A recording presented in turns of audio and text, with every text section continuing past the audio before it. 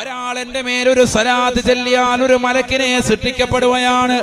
ആ മലക്ക് വന്നുകൊണ്ടാണ് ആ സ്വലാത്ത് എന്റെ അടുക്കലേക്ക് എത്തിക്കുക എന്ന് ഹബീബായ റസൂലുള്ളാഹി.